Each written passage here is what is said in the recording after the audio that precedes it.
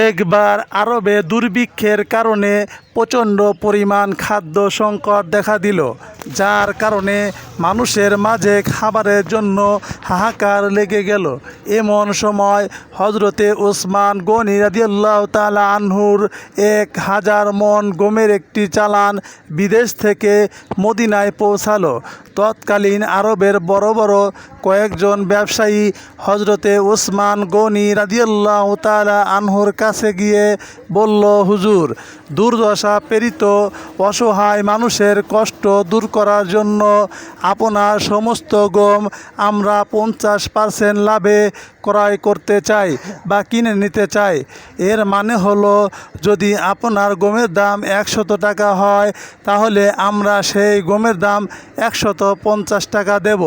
তাদের এই কথা শুনে হজরত ওসমান রাদিয়াল্লাহু তাআলা আনহু বললেন, তোমরা যদি আমাকে এই গমের দাম 1000 গুণ বাড়িয়ে দাও, অর্থাৎ গমের দাম যদি 100 টাকা হয়, আমাকে 1 লক্ষ টাকা দিতে হবে, তাহলে আমি তোমাদের কাছে গম বিক্রি করতে রাজি আছি।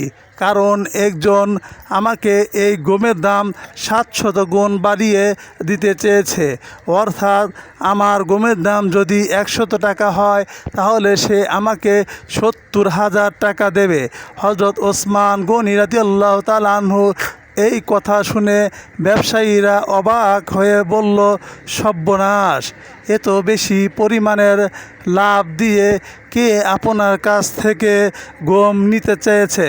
হজরত ওসমান গনি রাদিয়াল্লাহু তাআলা আনহু বললেন, তাহলে শোনো, আমি আমার সমস্ত গম মহান আল্লাহর রব্বুল আলামিনের রাস্তায় দান করে দেব। আর আমার আল্লাহ তাআলা পবিত্র কুরআনুল কারিমে সূরা বাকারার 261 নম্বর আয়াতে ওয়াদা করেছেন, যে ব্যক্তি আমার রাস্তায় কোনো জিনিস দান করবে, আমি তার ওই দানের সওয়াব 700 গুণ বৃদ্ধি করে দেব।